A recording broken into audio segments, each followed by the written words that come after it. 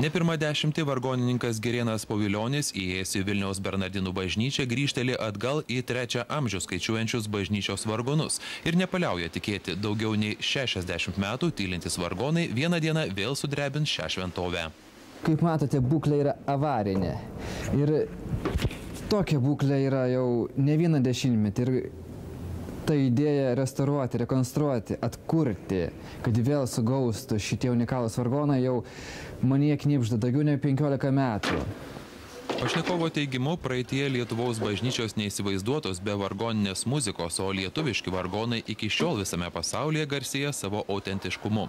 Todėl ilgai puoselėti vargonų tyrinėjimo darbai ir jų rekonstrukcijos idėja pagreitį gavo pernai rudenį, kai Girėnas laimėjo ES struktūrinių fondų projekto po doktorantūros stažuotę.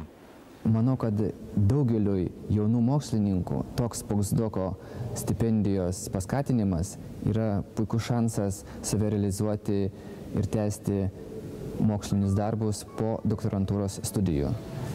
Mano stažuotės tikslas postdoko srityje yra tyrinėti Lietuvos vargonų meną, vargonų paveldą ir būtent baroko vargonų meno sritį. Tai yra 3-4 vertingiausių Lietuvos vargonų, tai yra didžiausių vargonų statytų 18 amžiuje Vilniaus vargonų meistro Mikalojaus Jansono rekonstrukcija. Tai Vilniaus Bernardinų, Troškūnų, Kurtuvėnų vargonų restauravimo ir rekonstravimo darbai.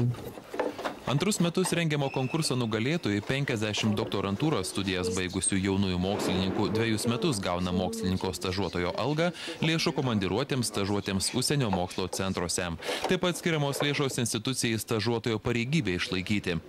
Be to finansuojamas knygų, darbo priemonių, tyrimams reikalingų medžiagų, reagentų įsigijimas. Jaunasis mokslininkas teigia, kad dokumentų teikimo sistema šiam konkursui nėra sudėtinga. Svarbiausia turėti savo tyrimų sritį bei noro. Mūsų pašnekovas norą turi. Po 10 metų sostinės Bernardinų bažnyčios vargonai skambinti senuosius lietuviškus bažnytinius kūrinius.